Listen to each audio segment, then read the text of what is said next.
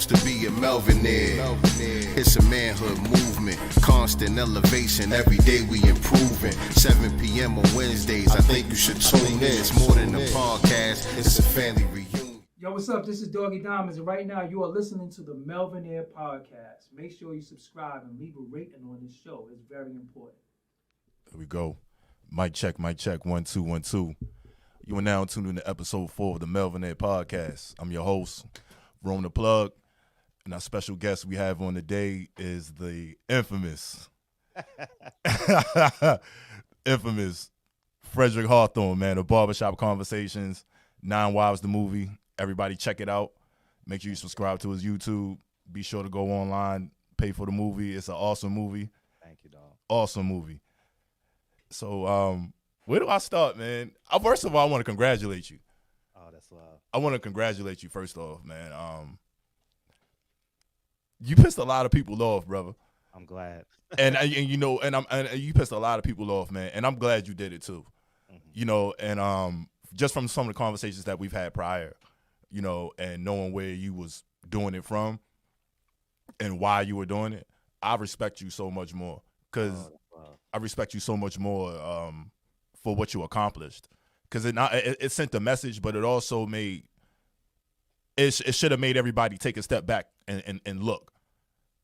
You know, some people we just get caught up in these labels, man, and they fall in love. These people they romanticize themselves in these cultures, I guess you want to call it. Right. You know what I'm saying? In these cultures, and they get romanticized in it, and it's just like no holds barred, like anything goes, and it's okay because he's such and such. You know, like nah. Right is right and wrong is wrong, man. And right is right and wrong is wrong, and you get the ultimate respect from me. Oh, that's love. You get the ultimate respect from me for standing there and standing on your square and not giving a damn how anybody felt about it. I can't. Right. I ain't got no time. Their last name isn't Hawthorne. Facts. You know what I mean? And I'm glad I pissed them off because at some point they're gonna have to live the real truth. And Elijah Muhammad was one of the worst and gross men of the 20th century. You know, like, how do you convince a 15 to 16-year-old girl 9 times to have your child? And you're claiming to be the last messenger. First you were God, then you became the last messenger. And you don't even raise your children. Mm. You know, how can you be a leader of men when you're not a leader of child? Oh my gosh. That says a lot. I think that he's one of the worst men that I've ever researched, man, because he manipulated and abused his power greatly. Yeah. You know, and I just want the world to know. And I'm excited of the fact that Malcolm X is getting his just due. It's been so many pieces of art done on him in the past 2 years, you know. Yes. And I'm really, really elated, and I'm just happy that the truth is coming to the forefront. Yeah, absolutely, man. It's amazing. And you're a prime example of you do anything you put your mind to, bro. Oh, that's love, and yeah, I mean it. You mean it. You know what I'm saying? You square business, and like knowing your story, bro. You've done everything. You know what I'm saying? Like you've literally done your life has been like 4 or 5 different movies, bro. I hope so. You know what I'm saying? Like real rap. And I'm like, dang, this Fred be doing it, man. And Fred's like, I'm gonna make a movie, and and got up and made a movie, bro. And I'm like, oh, this is crazy.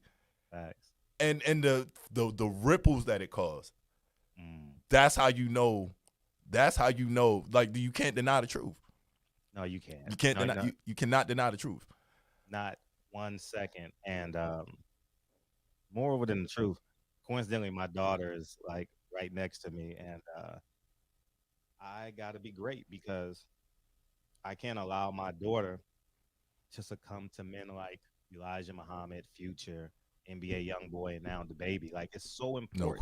No question. We have men of valor and character that are in these young children's lives, and I refuse to trade in my character for 15 minutes of happiness, $3, some vagina, Absolutely.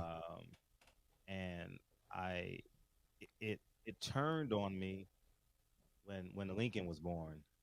He's 7 now, Mhm.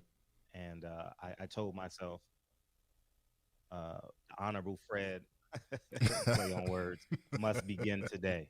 And I've been working towards that since that day, and I think I've done a good job. I obviously can be better, but my intentions, I can honestly say that my intentions are pure at this point. Um, I don't um, need or want of any validation from anything or anyone. Meaning, I have no desire to go buy a chain to validate my masculinity or my net worth. Um, I don't need CNN, ESPN, or even a boxing credential to say, "Hey, Fred, you're doing a great job." Right. The thousands of people that come in every night Right. it is validation that the truth has power, Absolutely. and people spiritually and inherently really want to hear it. Yeah, no doubt. No doubt. Speaking of, because that's one thing I relate to you a lot on is fatherhood as well. Like I have 2 girls. Beautiful. So and actually my oldest turns 18 this month. Oh, damn. Just crazy. Right. It's just crazy, man. It's scary as hell. But that's one thing I always relate to you on, because I see how involved you are as a parent, bro, and like it just from a father to another father. You know what I'm saying? Like I'm like, man, bro, like that's what's up. Like the what you're instilling. I see what you're instilling in your children, and I think it's beautiful. And I have like a uber amount of respect for you, just for like, bro, the way you represent us, the way you carry yourself, and how you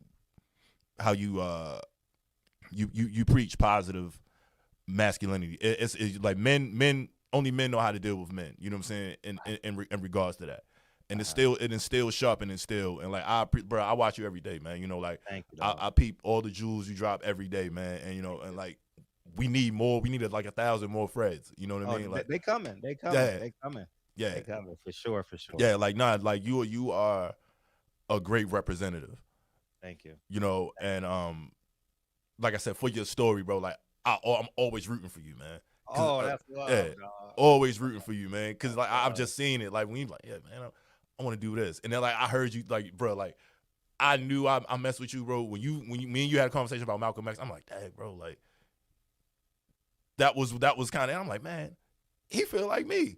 You know what I'm saying? Like I feel like that, and I'm like, yo, this is crazy. And then you just started riding, and I'm like, yo, Fred's going crazy. And then, but see, this is my personal relationship with the Nation of Islam is my dad. Shout out my dad. My dad is Muslim, and but the Nation of Islam saved my dad's life. You know what I mean? The Nation of Islam saved my dad's life, and he's where he's at in his life now due to that. But I don't separate. I separate that from that. You know what I mean? And so, but I had a lot of people. I got a lot of older brothers. That's from the mosque. Like I used to ride around in cars with my dad, bro, at 10, 11 years old. Man, my dad had a white Honda Accord, man, and like everybody be blasting me. Like me and my dad in the car bumping Farrakhan. You know what I'm saying? Like loud, and so like I just grew up around it. With my pops, so it was a relatable thing. But I never felt any way, because the truth is the truth. And it needs to be told. Right. It needs to be told, because that's if it's not, it's just destined to repeat. And it has. What does your dad think of Elijah Muhammad? Does he just cover his ears? He, like I think some of them, like my dad personally, he ain't trying to hear none of that. You know what I mean? Like he I'm just keeping it a buck. He ain't trying to hear none of that. He gonna be like, man, look, whoop-de-whoop. Like, I don't even, as a matter of fact, like we gracefully discussed that. You know what I'm saying? Just cause like it ain't even no point. I already know what he, when it come to that, right. He's in it. So I respect his stance, and it's a mutual respect of mind. So, you know, I just talked to some of the older brothers, man, and it's just like they'll overlook that because of who it is. Yeah. You know. I don't think no sin should be overlooked, and that's the problem that we have in our community. Yeah. You know, first we ignore the kid that's fighting at the softball game or at the flag football. 1 second, and then he turns 13 and starts doing graffiti, Yeah. and we ignore that. Mm-hmm. And then he goes to the corner store at 15 and steals a beer. We ignore that. And then 18, he gets some weed. 20, he steals a car. 20, he robs a little girl at gunpoint. Right. 25, he's doing 10 to 15. Yeah. Yeah. And because we ignore Elijah Muhammad, guess what?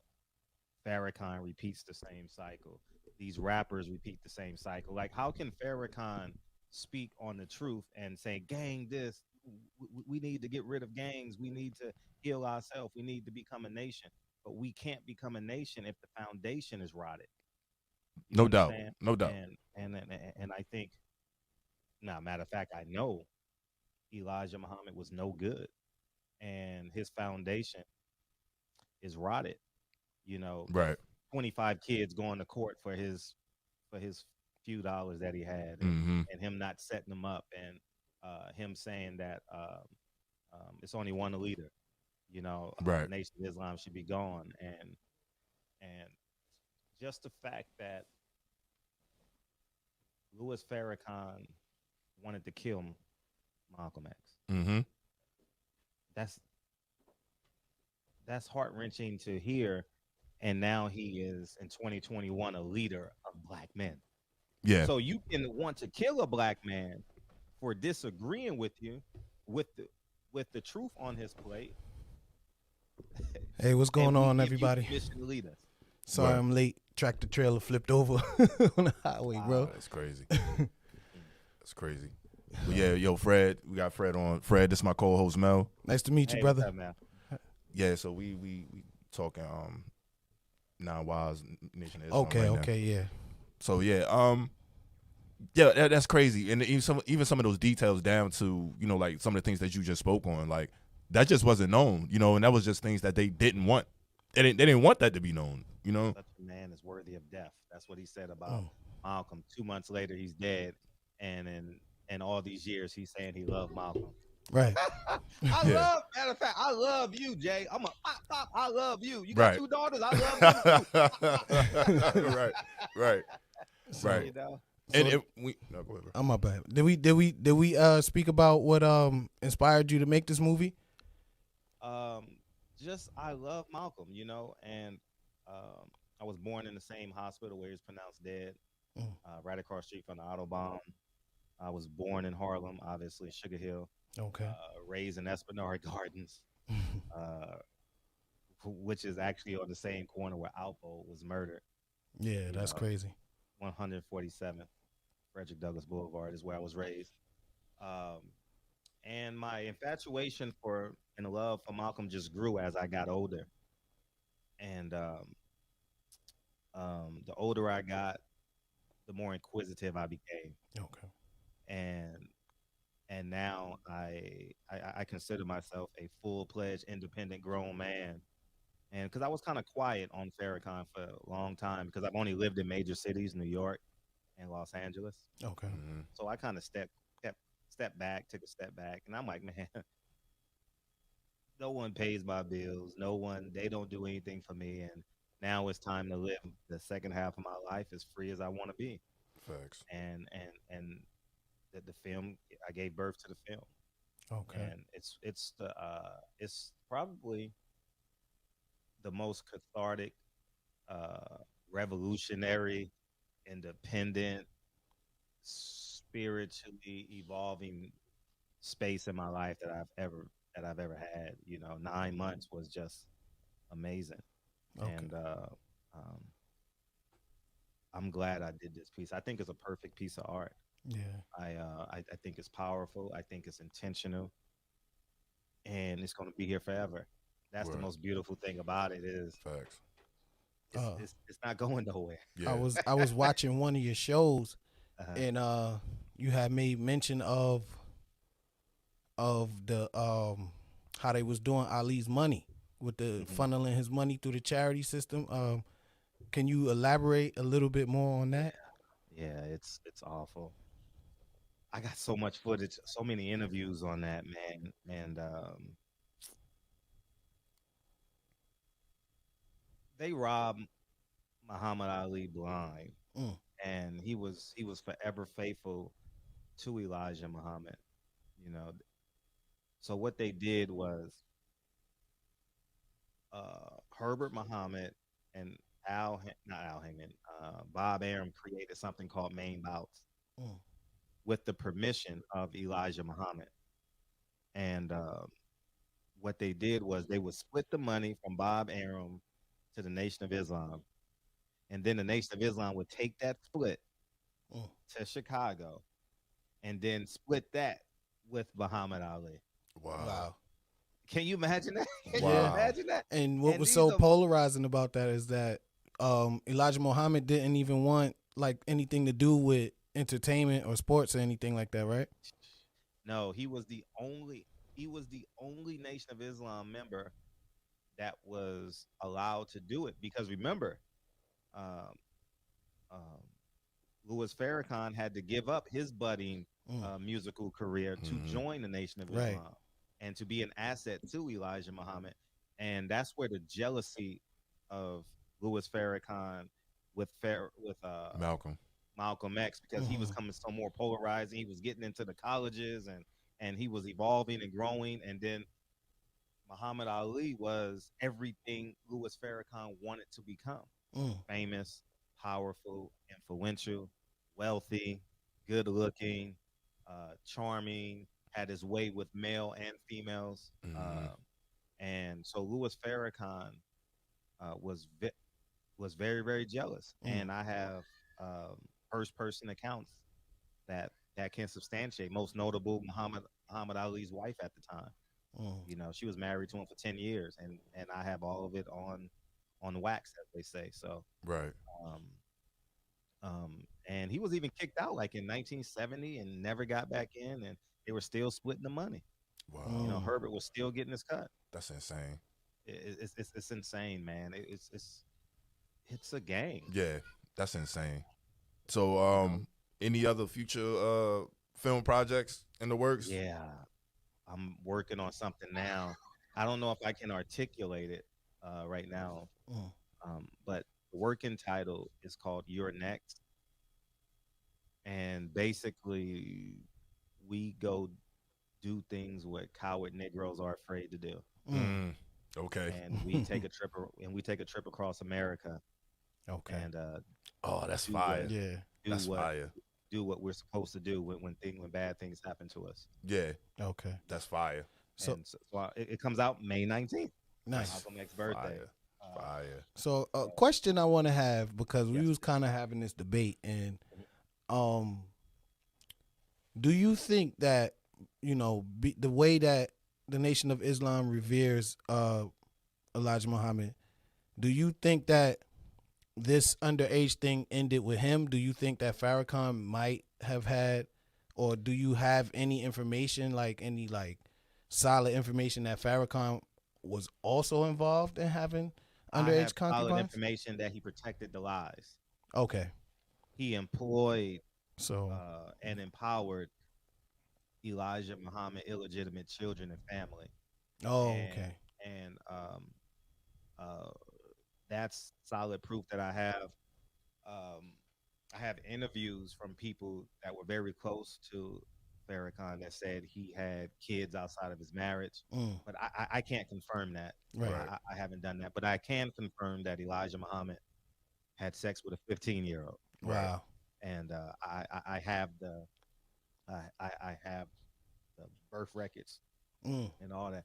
I'm just waiting to put it in documentary form. Okay. I'm not going to release it on the internet because it won't have no value then. Right. Right. Right. So when I put it in documentary form, it will have value. Okay. Um, Okay. And Farrakhan is a part of the problem. Right. Farrakhan is not honest. Farrakhan said he created an energy and wanted Malcolm X dead. Mm-hmm. Yeah. You know, that's conspiracy. Right. Yeah, it is. Right. You know what I'm saying? Like if you got the drugs and you're following him, Mm-hmm. Yeah. you're co-spiring to Yeah. facilitate a drug deal. So history needs to know the truth. Right. No doubt. And Malcolm X would have pushed us so much further and gave us and instilled so much masculinity in us. I believe we will be better off in 2021. Yeah, absolutely. You know, Yeah, I believe that. yeah, I believe that. Farrakhan is you know, just look at them now, like they co-joining with the white man's religion. That's You know, true. how the hell does your leader say we must separate and you say no on Donahue? Mm-hmm. White people are going to be part of the Nation of Islam at some point, Right. and then we're going to join the Church of Scientology. Yeah, like I just had a discussion about that. I probably want to say less than 2 weeks ago, and what is it called? Is it Dianetics? Yeah, The Dianetics. Dianetics that they use for like memory erasing. Yeah. Yeah, it's a technique that they use in Scientology. Right. You know what I'm saying, to like block out like basically to remove trauma. Okay. Basically remove mental trauma. Yeah. So. You know what I mean? And they're using that. But I've heard a lot of brothers that they not with that. Yeah. You know what I'm saying? They not with none of that. So it's a mix. You know what I mean? But I know exactly what you're referring to. Yeah. Yeah, it's All right, so let's get into some boxing. Yeah. 'Cause yeah. I'm me glad. and I'm this glad. guy- I'm glad I didn't miss that Yeah, part. I'm trying to save it for you to get here. Let's get into some boxing, man. yeah, Yeah. sure. But why hasn't, I'll pose a question for you. Mhm. Why hasn't PBC, anybody, why hasn't anyone contacted you, even fighters, as a consultant? They're part of this machine. Mm. In order to get information from Fred, you got to bet on yourself with the money you got. Yeah. You understand what I'm saying? Like, Okay. I'm going to tell you, like, you got $2 million in your account? Oh, you good. You Right. don't need another $2 million from them. Mhm. You know what I mean? Like, take charge of your career. And I don't think PBC would ever reach out to me because I just tell the cold-hearted truth. Right. And Al Heyman has to play both sides of the fence. Right. And Yeah. have both fighters. You know? Right. Yeah. I remember you asking a similar question yourself. I think when the news broke that Tank was gonna fight Rolly, Mhm. and you kind of like reached out to Tank on your show and was like, "Yo, you know, I would love to get the chance to chop it with you." You know. Man. Tank is that deal, bro. Yeah. Tank from the town, man. Tank. I love to see Tank's maturation Yeah. and where he's at now, man. I love watching his maturation. Devin Haney too, because like Bill did Devin right, man. Like he got Devin set up right, man. Like I love seeing these young dudes take steps forward in the ownership. You know, you signing fighters. You know, like I just realized that Calvin Ford ain't even the head coach with Tank no more. Like I just peeped that today. You know, but he's making decisions for his career now, as he should. He's a superstar, bro. Yeah. He's a superstar. Yeah. Yeah, and he's doing it right. He's like, yo, when Tank come home, bro, you know it, because it's like a small arm. Yeah, yo, when Tank home in the city, bro, Yeah. you know it. Mm-hmm. Yeah, when Tank home in the city, you know it, bro. Like he is a star, and Yeah. I'm so proud of that dude, man. Yeah. As we all should be. Yeah, I just think that he's the only star fighter on PBC that has a promoter. Yeah. right. Deontay Wilder, Earl Spence, they don't have promoter. If Al Heyman is making the fights, what the hell you need Floyd Mayweather for? Right. Right. Right. You know what I mean? Like Yeah. it's just simple. It's not even hating. It's just simple, pragmatic, hard knocks numbers. Mhm. If he's getting 15%, and Al Heyman is making the fights, getting my opponents, and I know it, what value does Floyd have for me in my life? Right. Yeah. He doesn't do interviews with me. I don't consistently see him do interviews with me. I'm not Floyd got 30 million followers. I haven't been alive with Floyd Mayweather. Mm. He doesn't fly me on his plane and we go to New York and do the Breakfast Club, then go to Connecticut and do ESPN, and then go to Atlanta and visit Tyler Perry, and then go to Santa Barbara and visit Oprah. We're not doing none of that. Right. Right. We're just Right. what is are you worth 15% Mm. of my gross? Right. The answer is no. No, Yeah. not at all. Right. So I think Tank needs to separate himself from a financial perspective and do some a la carte stuff with Floyd. Mm. Yeah. Say, hey, if you're gonna help me do this, you have to do this. Right. And I think that's the ticket. Right. I root for Tank. Yeah. He reminds me of some of my kids. Yeah, I you know, definitely. that I used to teach. I don't think there's nobody. I don't think there's nobody that could beat Tank. That's just that. I don't think there's anybody in his weight class that could beat him.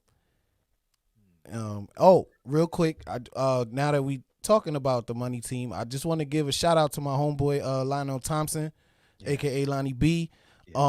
Benavidez, give him that fight. Give my boy that fight. He want a piece of you. Stop ducking him. Stop ducking. Son. Stop ducking him. Lonnie B the Great. Holla. Word. He'll be on the show Thursday. Oh, okay. That's fire. Yeah. That's fire. Yeah, We yeah, gotta yeah. get him on. Son. Yeah. We gotta That's get my him on. man. He went to Buff State with my older brother. Like that's my boy. Yeah. That's what's up. But yeah, man. So let's talk some Crawford Porter. Who you got? I got Crawford. Yeah, boy. I got Crawford. I don't think Shawn is good enough. I don't think his corner is intelligent enough. Mm-hmm. I don't think. I think they do the same thing over and over again. I don't think that Kenny Porter has the aptitude to win championship rounds.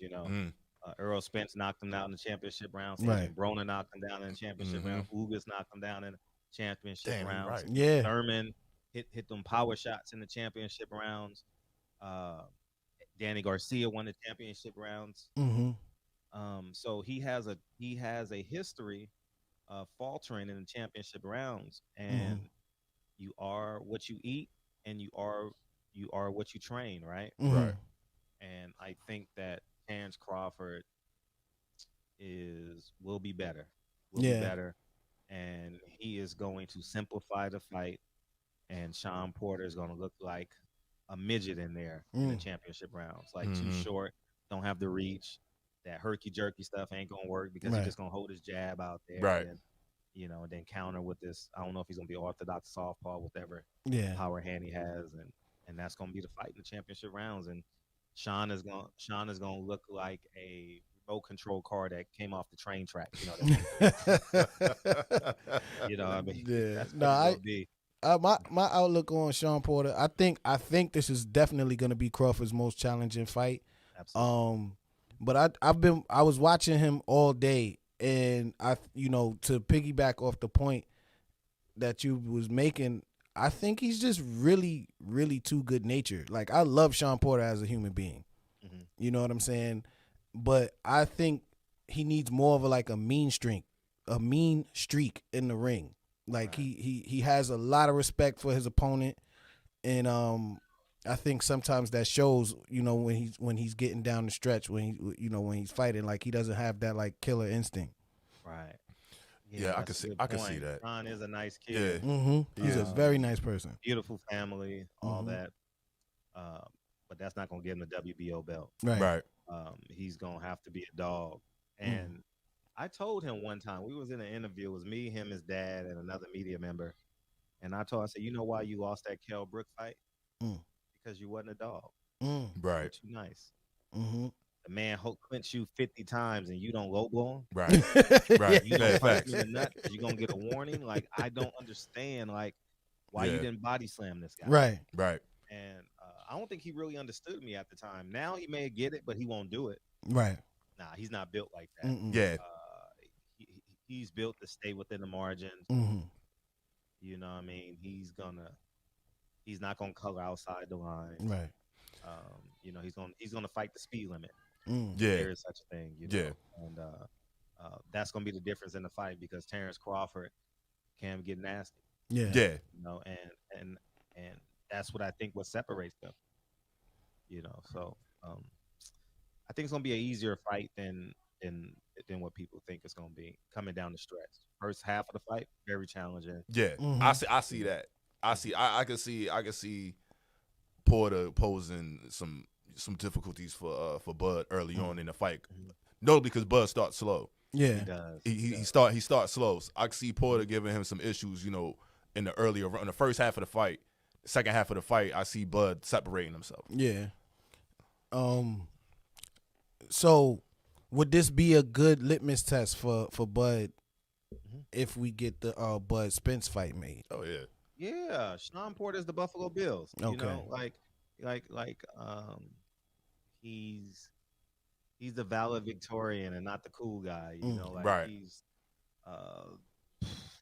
yeah, it's a great. He's the gatekeeper, man. Mm-hmm. And I say that respectfully. Yeah. You know, if there was a Hall of Fame for gatekeepers, he would be a first ballot Hall of Famer. Okay.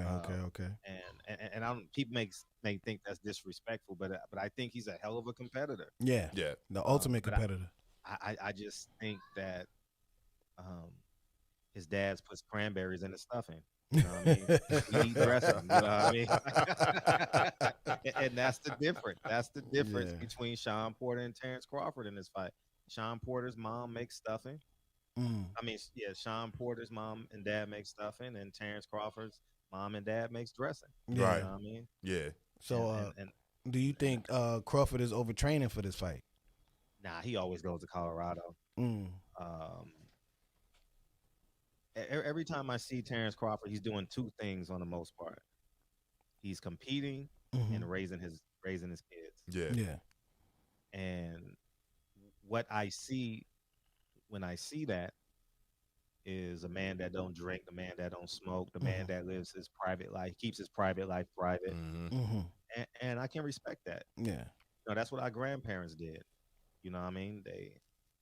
They did what they did, but they came home and paid the rent, paid the mortgage, you know, and they kept their private life private. Right. You know, I think Terence Crawford is a hell of a dad, hell of a fighter. I could say the same thing about Shawn Porter. From what I see looking out, Shawn Porter's a great dad, great father. But Shawn is a good fighter. Terence Crawford, this fight will potentially make him a great fighter. Okay. All right. Pound for pound. Yes. I argue pound for pound all the time. Like Bud's great. Like, like skill wise. Skill wise. I mean, this weekend will be the test where he's fighting an elite welterweight. Right. I wouldn't say he's number one. You know what I mean? Because I'm like, here's the competition. You know what I mean? Like I just think like with the top three welterweights, like it's not going to look like that. It's not going to like the Kell Brook fight. It's not. You know what I mean? It's not going to be those fights. Right. And I don't even want to say Canelo number one, bro, but he undisputed. You know what I'm saying? Like I can't front. I got to put Canelo number one because he's undisputed right now. Right. You can't like. I mean, I was rooting for Caleb Plant so bad, bro. I was too, but Caleb Plant got in there and was like, after all the trash talking he got, you think that was still trash talk, or he was like, corny, nah, yeah, I'm like, what is going on? Yeah. I'm I a great? good, yeah, I'm a good fighter. You're a good fighter too. This is a good fight. You think this is a good fight? I'm like, it was like he was happy to be there. Like Caleb got his 10, he got his slice, right. He got his 10 mil. He's like, man, look, son, you know what I'm saying? And that didn't fit the profile of the buildup. Right. Exactly. You get what I'm saying? So I'm expecting, like Deontay Wilder, go out on your shield, right? I'm not shaking your hand, dog. Yeah. Oh, this is war. Yeah. Oh, did you get to for 30 minutes? Dog. And you I don't understand fans. Like it takes time for a fighter to calm down, and every fighter is different. Right. This man just punched me in my face for 30 minutes. Right. You expect me ding ding ding, shake his hand and say great fight. Oh, okay. Every fighter's different. Right. Sometimes some fighters can. Some fighters you got to wait till tomorrow. You got to wait till next week. You know what I mean? Wilder was still telling Fury, "Fuck you, bro." Yeah. And I that's what I was about to ask you if you got to talk to him. Nah, about we ain't even get Wilder. We didn't get Wilder Fury. So like, I love Wilder, bro. Like Wilder's story is somebody should make Wilder's life into a movie. Mm-hmm. Wilder's life should be a movie. You know, a Black Rocky, you know what I mean, or Apollo Creed, whatever you want to call it. Right. You know what I mean? It's a real story. Right. And he's still great, man. He's still a great fighter. I don't take anything away. I don't take nothing away from Wilder. I honestly thought that after the first fight, I wanted to see the rematch. After the rematch, I saw what I needed to see. You know, I just kind of felt like Sugar Shane versus Vernon Forrest. You know, like some fighters have that one guy where it's a matchup issue. You know, and I was like, yo, I hope Wilder win. You know, like I hope it. You know, I'm sitting there, I'm rooting for him, but I'm like, yo, Fury's an anomaly, bro. Yeah, he's like an anomaly. You know, so like I don't know. You know, but I just felt like skill for skill wise, yes, Fury's the more skilled fighter. Yeah, the heart and everything, bro. I was with Wilder. You know what I mean? Mm-hmm. But it lived up to the hype. It lived up to the hype, and that's all I was happy about. I was on the verge of tears. No, seriously, like my people at the fight party was making fun of me because I was very emotional. Like I think I wanted Wilder to win as much as he did. You know what I'm saying? Because for me, it was evident that Fury was a better fighter even from the first fight. But the way he got cheated out of his knockout, you know what I'm saying? And then, you know, with all the controversy of the second fight, you know what I'm saying? And then watching him, how hard he was training and changing up his style. And you could see, like, now he's not just a dynamite puncher. Like, now he actually has some skill. You know what I'm saying? And I was hoping that all of that would translate into a win. And when he lost the exact same way he lost the second fight, like it was heartbreaking for me. Right. Yeah. But he don't, because of how that fight was, he don't lose no points in nobody book. Nah, you know what I'm saying? Like, definitely yo, not. Fury's the only one who could do that. Like, you feel Fury's the only person who can pull that off on Wilder, bro. Like, there's nobody else who can. It's no man. That dude got. Yo, you remember when we was kids, bro? We used to read John Henry stories like, like he's like John Henry, bro. Right, like, right. You know what I'm saying? Like, yo, you lay railroads with hammers, bro. Like, no machines. Right. You know what I'm saying? Like, he's that. Yeah. No, nobody else could do that to him, bro. Right. Nobody. And that's what, like, he can get right and get a Joshua fight. Mm-hmm. He'll smoke Joshua, in my Man. opinion. He'll smoke Joshua, in my opinion. Because it's mentally. You know what I mean? Mentally, he's already won that fight. Yeah. He's already won that fight. I was a big fan of Anthony Joshua, but you can't keep losing to like mechanics and you know what I'm saying? Like, you know what I mean? Like when he fought Andy Ruiz, it looked like they just found the nearest guy on the corner and threw him in the ring. You know what I'm saying? And then what's this dude named Usyk? No, Usyk can fight. Usyk can fight. Usyk can fight. He's not in the same weight classes as Joshua. He was a cruiserweight. Oh, I mean, neither was Holyfield. Holyfield was a cruiserweight that moved up too. Right. You know what I'm saying? Yeah. So, you know, I feel like Usyk can fight. I said when I seen Usyk, I picked Usyk. I'm like, yo, Usyk's going to kind of like. Yeah, well, with all the hype around Joshua, you can't be losing to these off-brand guys, man. I swear. Usyk is like, I don't want to say Loma. I mean, they from like the same type of fighter, like pretty much. But Usyk got skills. Like he could fight. I don't know, man. But yeah, anybody else, man, like nobody else could do that to Wilder, bro. Nobody. Nah, no one. Nobody. Nah, no one. But yeah, Fred, yo, we I gotta get ready to get out of here. Yeah. I still got hit the JOB. Oh, okay. But, you know what I'm saying? Appreciate you, man. Nah, man, we gotta do this again, man. Definitely, Fred. I apologize for being so. You know what I mean? Like I didn't know that was gonna happen. Like it was like a 18-wheeler that it was upside down, and they had like I was like literally like 10 minutes away, but with all the traffic, it had me not getting here to the time that I got here. I'm glad you're safe. Yeah. Yeah, most important. You know what I'm saying? But it was definitely nice to talk to you for the time that I did get to talk to you, and hopefully we get to do it again. No, please. And 9 Wise, man, I appreciate the support Yeah. on this project, man. And It's the truth, man. I genuinely believe Malcolm X would be proud of me. Facts. Mhm. Lid Muhammad would be proud. Facts. Mhm. You know, and I'm just thankful that you offered your platform. And please send me the link, and I'll repost it and do all that good Absolutely. stuff. And Definitely. Absolutely, man. We appreciate you, man. Everybody, check out, subscribe to Barbershop Conversations. Mhm. Fred be dropping jewels on there, man. Heavy Yes. game, man. Whatever, life, boxing, everything, man. And definitely check out that Nine Wives movie. It's a Definitely. really, really good watch. Very informative. So where else can people find you? Instagram, not Silent Heroes. I'm very accessible on Instagram. Okay. Silent Heroes, SILENTHEROS, and that's where you can find me. That's the best way to get a hold of me. Okay, cool. Sure. Thank Cool. you guys. Nah, no problem, man. All right. Go ahead, get your set up.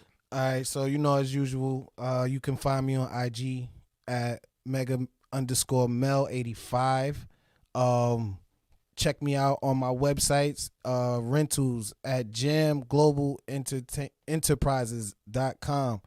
If you're in the DMV area, we'll be spreading our wings pretty soon. But if you're in the DMV area and you having car trouble, accident, or you just need wheels for the weekend, hit me up on that website. We also got the taxes going on. Hit us up at visionarytax.net. If you need them, if you're looking for a minister, you need to get married, hit my sister at riseministries.org. And, of course, YouTube, Melvinaire Podcast. Subscribe, hit the bell, like, comment, share. Facts. Follow me on IG, strivingforperfection_43. For all bookings and inquiries, it's melvinairemedia@gmail.com. Big shout out to Fred, man. Yeah. I was so looking forward to this, man. Like I appreciate that brother so much, man. This was dope, man. And big shout out to the bro Sincere, man. We're gonna have Sincere Love to God coming on sometime soon too. As well as his co-host. And what else we got coming up, bro? I'm tripping, bro. Man, and shout out Rosebud's Cannabis, bro. Rosebud's Cannabis, You know what I'm saying? Rosebud's Cannabis. I'm saying, yo, shout out Rosebud's Cannabis, bro. We in the building, man. Yo, shout out the team, man. Word. You know what I'm saying? Yeah, bro. Yeah. It's go time, man. Definitely. Shout out all my peoples, man. Shout out Knowledge, man. Shout out Doggy Diamonds, man. And everybody be safe, be blessed, man. It's the Melvinaire Podcast, man. We out, man. We out. Holla at y'all next week. Who wants to be a Melvinaire? It's a manhood movement, constant elevation. Every day we improving. 7 p.m. on Wednesdays. I think you should tune in. It's more than a podcast.